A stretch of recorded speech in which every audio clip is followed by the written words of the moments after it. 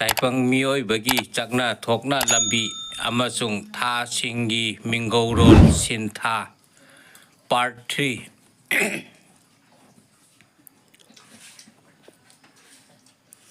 अहानबा मक्तदा viewers मयाम ख्वाई पुनमक्पु अइना तारामना ओक्चरी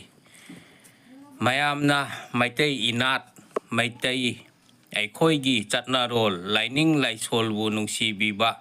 Meitei लेपाक कंगलैपाकपु निंगजबा तारबदी Meitei मचा कंगलैचाई खोइ मसेल अमना अमबु योखतमिनबगी हैनबी पुरकनबा होटनमिनसी इपा इपू अहल लमल माइचौ तरेतना थम्बिरंबा नुंगी ओइबा लूरबा पारी पुरीगी ओइबा ताइपंग मियोइबा एखोइना ताइपंग पाल असीदा लाकपा हनबा चंगना थोकना लंबी अमसुंग था सिंगी ममिंग सिंथारोल लिकलंबु मयामसु खंगमिनसी मयामना आइगी यूट्यूब चैनल असी सब्सक्राइब तौबियु मयामना आइगी वीडियो असी लाइक अमसुंग शेयर तौबियु मैतै इनात लिकलम सिलम सिंथा कयाबु योखत संदोकपदा कंगलैचा मयामसु सरुक याबियु मयामना करीगुम्बा हाइनिंगबा हंगनिंगबा खंगनिंगबा लेबिरबसु कमेंट तौबिरकपा यागनी कमेंट खुदिंगमक्की रिप्लाई मतम चाना पीननबा अइना होनाजगे पार्ट 2 की मखा ताथरकपा मिसेमलोन पुयागी मनुंग चनबा अदुगुम्बा तरु तरुरबा महिरे लिकला अदुबु करम्बा मसकनो हाइबदी तेंगपानबा मपुगी अथोइबा सना ईने अदुगुम्बा इरिक अदुना कोरो नोंगमगी मथंग मनाव नाइना असुम सेमगदलई सागदलई हाइबगी लोइदाम थाजा अदुगी कोलोई ममिंगबु इंगा हाइना कौवे अथोइबा महिरेल लिकला अदुना सागदलकपा इनी मसक अदु ngalladuna ningthijare fajarakle ingal ngalakle haibagi loidam thaja adugi koloi mamingbu ingel haina kawe taipang mapu sidabana taipang oiba adubu oinabagi thauna yangna yamna wana semgat sagatlakle haibagi loidam thaja adugi koloi mamingbu thawan haina tengtha na ye असुमना तेंगपानबा मपुना थौचत थौयांग यामना वाना सेंबिरकपा ताइपंग ओइबा अदुबु लांग पुंबा ngamna लोइसिल्ले हाइबगी लोइदाम थाजा अदुगी कोलोई ममिंगबु लांगपुम लांगजाबा लांगबन हाइना कौवे तेंगपानबा मपुना अइना लांगजाबा ताइपंग कुमै सानागे हाइना निंगलिबा असिबु निंगथीजरे खांबी मैरागुम ngalakle हाइबगी लोइदाम थाजा अदुगी कोलोई मिंगलेलबु मैरा हाइबदी मेरा हाइना कौवे अदुगुम्बा मयेक larva अदुबु लू यांग ngamna पानबीरे महाकी अरेपबु कदाइदा लेपलसीगे हाइना मपु महाकना पाइमा उलगोई नुंगदा निंगलकलबदा अइगी सालबलम हिथांग यांगना हयेंग नंगना ताइपंग पानबु फावरबदा असुमना नरेप तालक्तुना वांगो हाइना सालबा हिथा यांगना तंबीरई हाइबगी हियांग था हियांग कई हाइना लोइदाम थाजा अदुगी कोलोई ममिंग थोलबु हियांग कक हियांग गई हाइना कोलोई मिंगौखी असुमना ककपीबा लोयरबदा नवा अंगो अदुना हराव तयामना पले ममागी पिबुक नुंगदा पोइदना लंगदना यावोंदुना मसा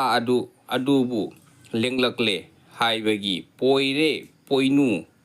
असुम हाइना लोइदाम थाजा अदुगी कोलोई ममिंग थोलबु पोइनु हाइना तेंगथा नये पले ममागी पिबुक नुंगदा पोइदना लंगदना लेरंबदगी तेंगपानबा मपुना नवा अंगांगबु ꯇꯥꯍꯜꯕꯤꯔꯦ ꯑꯗꯨꯕꯨ ꯅꯥꯍꯨꯠ ꯅꯥꯔꯦꯡ ꯇꯝꯕ ꯀꯧꯋꯦ ꯇꯥꯍꯜꯕꯤꯔꯦ ꯑꯗꯨꯕꯨ ꯅꯥꯍꯨꯠ ꯅꯥꯔꯦꯡ ꯇꯝꯕ ꯀꯧꯋꯦ ꯇꯦꯡꯄꯥꯟꯕ ꯃꯄꯨꯅ ꯅꯋꯥ ꯑꯉꯥꯡꯗ ꯁꯤꯗꯕ ꯀꯣꯂꯣꯏ ꯃꯤꯡꯂꯦꯜ ꯃꯤꯡꯈꯩ ꯑꯊꯣꯏꯕꯕꯨ ꯁꯣꯜꯂꯣ ꯅꯪꯒꯤ ꯄꯨꯟꯁꯤꯒꯤ ꯂꯣꯏꯅꯒꯗꯕ ꯅꯔꯜꯅꯦ ꯍꯨꯡꯉꯥ ꯍꯥꯏꯕ ꯃꯤꯡꯂꯦꯜ ꯑꯁꯤꯕꯨ ꯀꯥꯎꯒꯅꯨ ꯍꯥꯏꯅ ꯇꯥꯛꯄꯤꯔꯦ ꯑꯗꯨꯒ ꯅꯋꯥ ꯅꯪꯅ ꯆꯠꯀꯗꯕ ꯂꯝꯕꯤꯗꯤ ꯃꯥꯂꯦꯝ ꯅꯃꯥ ꯂꯩꯃꯒꯤ ꯇꯝꯄꯥꯛꯇ ꯋꯥꯏꯊꯨꯡꯂꯨꯒꯗꯕꯅꯦ ꯅꯋꯥ ꯅꯪꯅ ꯍꯧꯖꯤꯛ ꯂꯩꯔꯤꯕ ꯑꯗꯨꯗꯤ ꯑꯋꯥꯡ ꯀꯣꯔꯧ ꯑꯋꯥꯡꯕꯗ ꯂꯩꯔꯤꯌꯦ ꯑꯗꯨꯗꯤ ꯅꯪꯅ ꯆꯠꯀꯗꯕ ꯂꯝꯕꯤ ꯅꯠꯇꯦ ꯀꯣꯛꯄꯤ ꯂꯨꯔꯦꯜ ꯑꯗꯨꯅ ꯋꯥꯕ ꯂꯝꯕꯤꯔꯣꯝꯗ ꯆꯤꯡꯊꯗꯨꯅ ꯅꯋꯥ ꯅꯪꯕꯨ ꯂꯨꯅꯥꯎ ꯑꯣꯟꯊꯈ꯭ꯔꯣ ꯍꯥꯏꯅ ꯇꯥꯛꯄꯤꯔꯕꯗ ꯅꯋꯥ ꯑꯪꯒꯣ ꯑꯗꯨꯅ ꯀꯣꯛꯄꯤ ꯂꯨꯔꯦꯜꯅ ꯋꯥꯕ ꯂꯝꯕꯤꯗ ꯆꯤꯡꯊꯈꯤꯗꯨꯅ ꯆꯤꯡꯊꯔꯛꯂꯦ ꯍꯥꯏꯕꯒꯤ ꯂꯣꯏꯗꯥꯝ ꯊꯥꯖ ꯑꯗꯨꯒꯤ ꯀꯣꯂꯣꯏ ꯃꯤꯡꯂꯦꯜꯕꯨ ꯋꯥꯕ ꯍꯥꯏꯕꯗꯤ ꯋꯥꯛꯆꯤꯡ ꯍꯥꯏꯅ ꯀꯧꯋꯦ ꯅꯋꯥ ꯑꯪꯒꯣꯅ ꯂꯨꯅꯥꯎ ꯑꯣꯏꯔꯛꯂꯕꯗ ꯇꯦꯡꯄꯥꯟꯕ ꯃꯄꯨꯅ ꯍꯦ ꯅꯋꯥ ꯑꯪꯒꯣꯋꯣ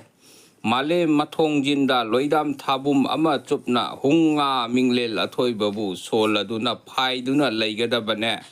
ꯍꯥꯏꯅ ꯅꯋꯥ ꯑꯗꯨꯅ ꯂꯦꯜꯈꯤꯕ ꯂꯣꯏꯗꯥꯝ ꯊꯥꯖ ꯑꯗꯨꯒꯤ ꯀꯣꯂꯣꯏ ꯃꯃꯤꯡꯕꯨ ꯐꯥꯏꯔꯦꯜ ꯍꯥꯏꯅ ꯀꯧꯋꯦ ꯐꯥꯏꯗꯨꯅ ꯂꯩꯔꯨꯕ ꯑꯗꯨꯅ ꯂꯣꯏꯗꯥꯝ ꯊꯥꯕꯨꯝ ꯑꯗꯨꯃ ꯁꯨꯔꯕꯗ ꯇꯦꯡꯄꯥꯟꯕ ꯃꯄꯨꯅ ꯍꯦ ꯅꯋꯥ ꯑꯪꯒꯣ ꯅꯪꯗꯤ ꯂꯣꯏꯗꯥꯝ ꯊꯥꯕꯨꯝ ꯑꯃꯠꯇ ꯃꯉꯥꯏꯔꯦ ꯍꯥꯏꯅ ꯇꯥꯛꯄꯤꯔꯦ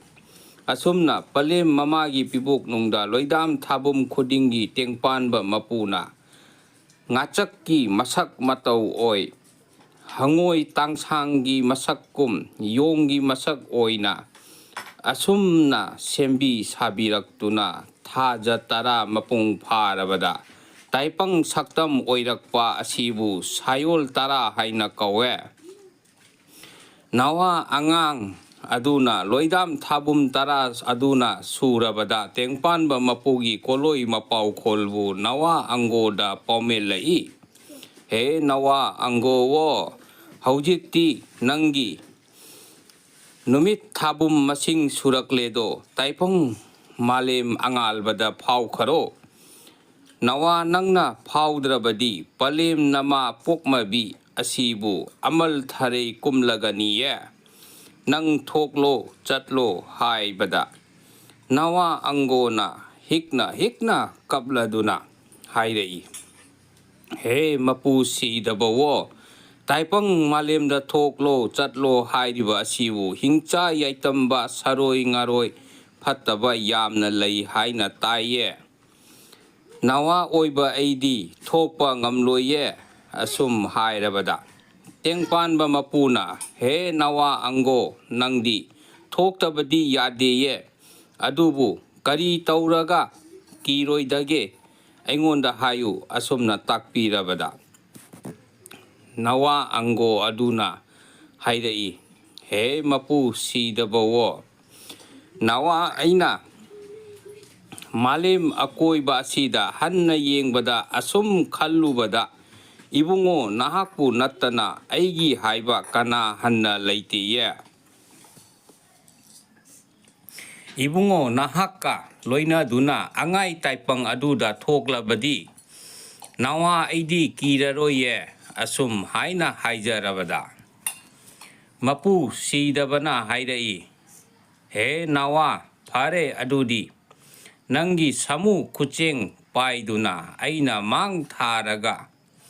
ꯌꯥꯡꯂꯧ ꯂꯝꯖꯤꯡꯕꯤꯒꯦ ꯂꯥꯎ ꯆꯠꯂꯁꯤ ꯊꯣꯛꯂꯁꯤ ꯍꯥꯏꯗꯨꯅ ꯇꯦꯡꯄꯥꯟꯕ ꯃꯄꯨꯅ ꯅꯋꯥ ꯑꯪꯒꯣꯒꯤ ꯁꯥꯃꯨ ꯈꯨꯆꯦꯡ ꯂꯥꯛꯅ ꯄꯥꯏꯅ ꯄꯨꯊꯣꯛꯄꯤꯔꯛꯂꯦ ꯃꯥꯂꯦꯝ ꯑꯉꯥꯜꯕꯗ ꯐꯥꯎꯔꯛꯂꯕꯗ ꯇꯥꯏꯄꯪ ꯃꯄꯨ ꯁꯤꯗꯕꯗꯤ ꯃꯤ ꯂꯥꯏꯅ ꯎꯕ ꯌꯥꯗꯕꯅ ꯄꯣꯡꯈꯨ ꯑꯪꯒꯣꯒꯤ ꯁꯥꯃꯨ ꯍꯛꯆꯥꯡ ꯅꯨꯡꯗ ꯐꯤꯗꯨꯞ 3 ꯊꯨꯞꯅ ꯇꯥꯁꯤꯟꯅ ꯂꯩꯈꯔꯦ ꯅꯋꯥ ꯑꯪꯒꯣ ꯑꯗꯨꯅ ꯌꯦꯡꯂꯛꯄꯗ ꯑꯁꯥꯏ ꯃꯈꯩꯗꯤ ꯎꯔꯝꯃꯤ ꯍꯧꯖꯤꯛꯇꯤ ꯎꯈꯤꯗ꯭ꯔꯦ ꯍꯥꯏꯗꯨꯅ ꯅꯍꯥꯟ ꯅꯣꯡꯗ ꯇꯦꯡꯄꯥꯟꯕ ꯃꯄꯨ ꯁꯤꯗꯕꯅ ꯇꯥꯛꯄꯤꯔꯛꯄ ꯀꯣꯂꯣꯏ hunga minglelbu tattana soladuna kauna kaplakle malem akoiba asida jingu naya thangna chatlasi thoklasi lao haibiduna aigi khucheng paiduna nawa aigi imang thana lamjing birakpa natabra ai laye nangbu aina sembigani he nawa waganu hai minglel athoiba sari wasak masak khangna chatlo haina takpiraga haujikti kadaida mangthokre kadai asi haina nawa ango aduna kutum singna mapugi kuching paibagum nawa thamoi thitna kablakle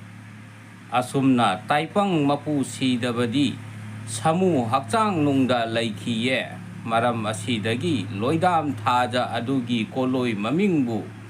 lamda tare lamta haina tengtha naiye maram asumna hauraktuna pokpa haiba asibu tengpanba mapu mahakna kaya wana matam changna sembirakpano aigi haurakpham satpham khangdaba midi mi kaude kaurel salgi mamaiga pandam naiya mi afaba mi athoiba mihenba ai asibu ahenbana ai asibu kadai dagi haurak salaklibano haiba tengpanba